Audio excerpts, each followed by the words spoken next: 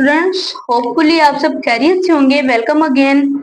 तो बच्चों, अगर आप से कहा जाए कि एक प्रॉब्लम है बहुत बड़ी और उसको आपने सॉल्व करना है, प्रॉब्लम जैसे कि बच्चे क्लाइमेट चेंज को अंडरस्टैंड करना है या ह्यूमन जीनोम को अंडरस्टैंड करना है, जीन्स को अंडरस्टैंड करना है, तो बेटा क्या आप ये अकेले कर सकते हैं काम? हरगिज नहीं बेटा, कभी भी नहीं कर सकते। इस को करने के लिए, अंडरस्टैंड करने के लिए बेटा आपको बाकी फील्ड्स की या कुछ फ्रेंड्स की जरूरत होगी, ठीक है। एंड देन बेटा साइंस में भी बेटा जो मुख्तलिफ फील्ड्स या मुख्तलिफ साइंटिस्ट है वो मिलकर काम करते हैं, डिफरेंट फील्ड के साइंटिस्ट। तो बेटा इसे कोलैबोरेटिव फील्ड कहते हैं, ठीक है। यानी मुख्तलिफ फील्ड्स के साइंटिस्ट जब मिलकर इकट्ठे होकर काम करते हैं तो उस फील्ड को कोलैबोरेटिव फील्ड कहते हैं। Science as a collaborative field, यानी कि साइंस में मुख्तलिफ फील्ड्स के जो साइंटिस्ट हैं वो काम करते हैं, ठीक है। Science is a collaborative field. Scientists from different discipline work together. मुख्तलिफ फील्ड के जो साइंटिस्ट होते हैं वो मिलकर इकट्ठे काम करते हैं। And then they solve complex problem, और जब वो मिलकर इकट्ठे काम करते हैं तो वो मुश्किल से मुश्किल या बड़ी से बड़ी प्रॉब्लम को भी इजीली सॉल्व कर लेते हैं, ठीक है बेटा। इसकी फर्स्ट एग्जांपल है ह्यूमन जीनोम प्रोजेक्ट। बेटा इस फील्ड के जो साइंटिस्ट होते हैं बेटा, दे मैप ह्यूमन जीनोम, वो इंसान का जो डीएनए होता है बच्चे, उसको उसका एक नक्शा बनाते हैं। ह्यूमन जीनोम का बेटा एक नक्शा या सेट बनाते हैं जिसमें हमारी विरासती मालूमात छुपी होती है, ठीक है। इस प्रोजेक्ट का जो बुनियादी मकसद है इंसान के पूरे जीनोम की तरतीब मालूम करना एंड उसका एक मैप बनाना, ठीक है। It is completed in 2003। बेटा ये जो प्रोजेक्ट है 2003 में मुकम्मल हुआ था। अब आप खुद सोचें कि इंसानी जिस्म में अरबों की तादाद में डीएनए की कोडिंग मौजूद है, क्या ये किसी एक बायोलॉजिस्ट ने किया होगा? हरगिज नहीं बेटा, डिफरेंट फील्ड के जो साइंटिस्ट हैं उन सब ने मिलकर इस प्रोजेक्ट को कंप्लीट किया होगा। और डिफरेंट फील्ड्स के साइंटिस्ट कौन से हैं बेटा? Molecular biology, genetics, informatics and computer science, ठीक है।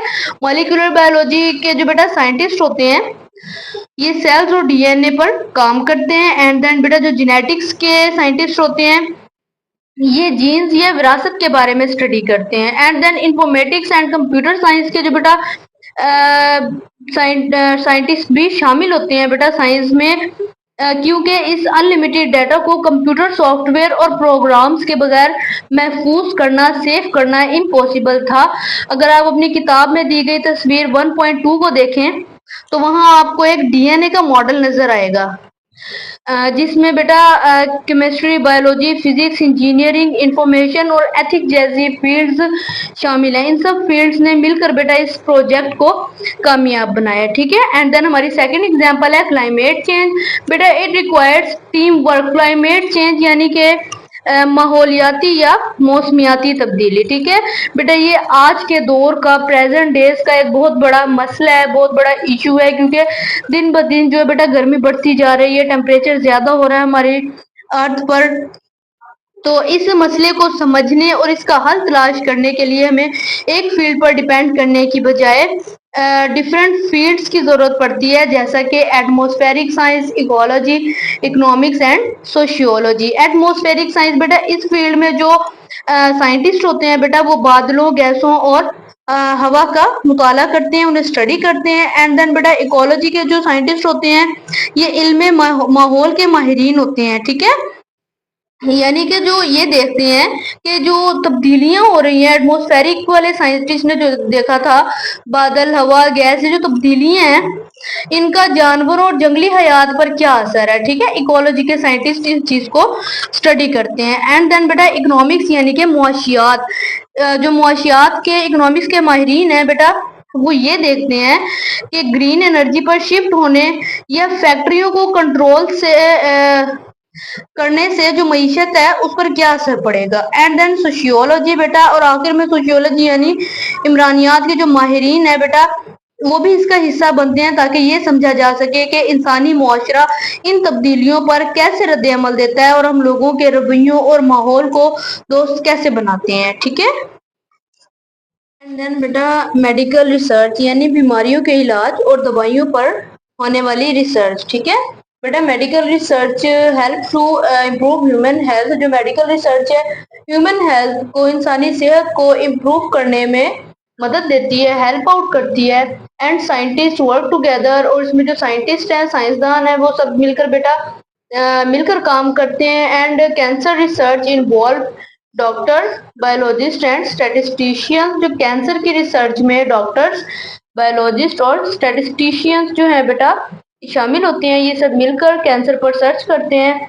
And then searchers develop new medicine.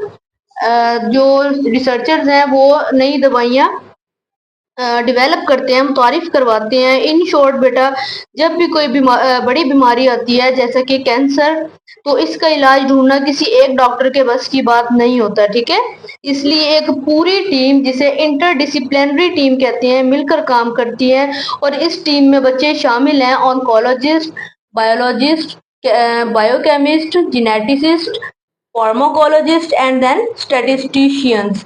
यानी कि बेटा जो ऑन्कोलॉजिस्ट हैं ये वो खास डॉक्टर होते हैं जो कैंसर का इलाज करते हैं, कैंसर को ट्रीट करते हैं। एंड देन बेटा जो बायोलॉजिस्ट हैं ये इंसानी सेल्स का मुताला करते हैं, ठीक है, कि कैंसर कैसे फैलता है। एंड देन बायोकेमिस्ट ये जिस्म के अंदर होने वाले केमिकल रिएक्शंस को स्टडी करते हैं, अंडरस्टैंड करते हैं।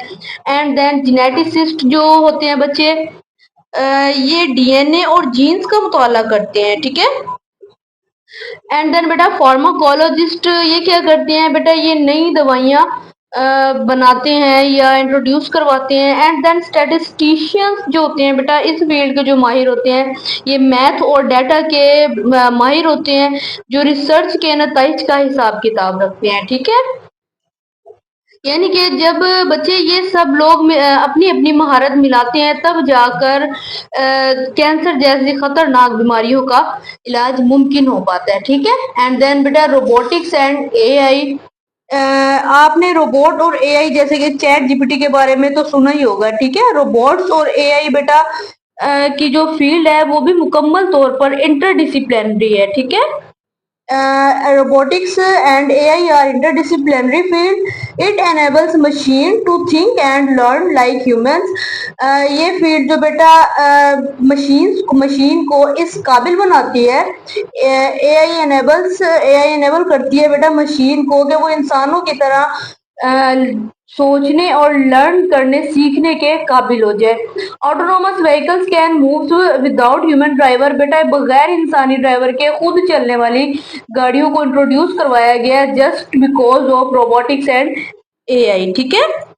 यानी कि जो बेटा ये फील्ड है ये बहुत से इल्म का मिक्सचर होता है, बहुत ज्यादा इल्म का मिक्सचर होता है। जैसे स्मार्ट रोबोट बनाने के लिए कुछ फील्ड्स रिक्वायर्ड होती हैं जिनमें बेटा ये मैथमेटिक्स शामिल है। And then neuroscience and psychology, ये तीन फील्ड्स बेटा रिक्वायर होती हैं एक स्मार्ट रोबोट बनाने के लिए, ठीक है। मैथमेटिक्स के माहिर क्या करते हैं बेटा, रोबोट के हिसाब किताब और कैलकुलेशन के लिए होते हैं, ठीक है, मैथमेटिक्स के माहिर। एंड देन न्यूरो साइंस के जो माहिर होते हैं बेटा ये समझने के लिए इंसान का दिमाग कैसे काम करता है, ठीक है, इसलिए होते हैं ताकि रोबोट को भी वैसा ही स्मार्ट बनाया जाए।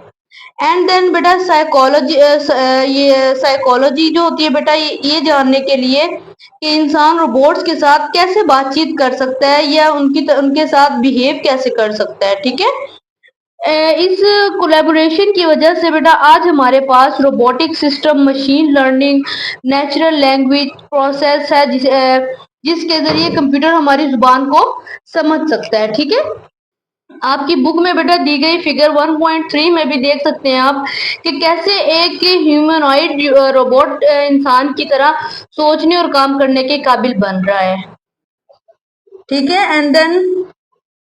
एंड देन बच्चे स्पेस एक्सप्लोरेशन यानी कि खला और कायनात की दुनिया, ठीक है। NASA and ISS work on space mission. बेटा नासा और इंटरनेशनल स्पेस स्टेशन जो है खला पर स्पेस के मिशन पर काम करता है।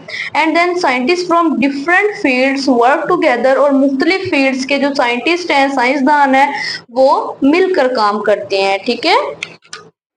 यानी कि जब हम नासा या आईएसएस इंटरनेशनल स्पेस स्टेशन की बात करते हैं तो वहाँ इस दुनिया के राजों को जानने के लिए दुनिया भर के डिफरेंट साइंटिस्ट एक साथ काम कर रहे होते हैं, ठीक है। एंड देन बेटा कॉस्मोस यानी कि कायनात को समझने के लिए, अंडरस्टैंड करने के लिए जो माहिरीन इकट्ठे होते हैं उनमें बेटा शामिल हैं astrophysics, planetary scientist, engineers, biologist and then medicines, ठीक है। एस्ट्रोफिजिक्स, फिजिक्स का क्या काम होता है बेटा, ये सितारों, सैयारों और जो ब्लैक होल होते हैं स्पेस में बेटा उनकी फिजिक्स को अंडरस्टैंड करते हैं, समझते हैं, ठीक है। एंड देन प्लेनेटरी साइंटिस्ट बेटा जो दूसरे सैयारों की जमीन और माहौल का ये मुताला करते हैं, इस फील्ड के जो माहिरीन होते हैं, साइंटिस्ट होते हैं। एंड देन बेटा इंजीनियर्स, इस फील्ड के जो साइंटिस्ट होते हैं रॉकेट, सैटेलाइट और जो खला में, स्पेस में जो जहाज भेजने होते हैं उनको डिजाइन करते हैं इंजीनियर्स, ठीक है। एंड देन बेटा बायोलॉजिस्ट, बायोलॉजिस्ट क्या करते हैं बच्चे, ये रिसर्च करते हैं कि क्या खला में किसी दूसरे सैयारे पर जिंदगी मुमकिन है, यानी कि जैसे हमारा प्लेनेट अर्थ है, बाकी जो है जुपिटर है, मार्स है, क्या उन पर भी जिंदगी मुमकिन है, जिंदा रह सकते हैं। एंड देन बेटा मेडिकल एक्सपर्ट्स क्या करते हैं, इसमें साइंटिस्ट ये देखते हैं कि खला में जाने के बाद इंसानी जिस्म पर क्या असरात पड़ते हैं, ठीक है।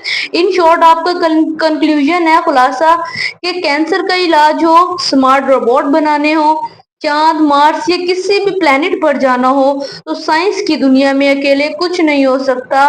So the collaboration is the key of success, ठीक है। जब सब मिलते हैं तभी बड़ी कामयाबी होती है। Thank you, Allah Hafiz. You can ask any question in comment section.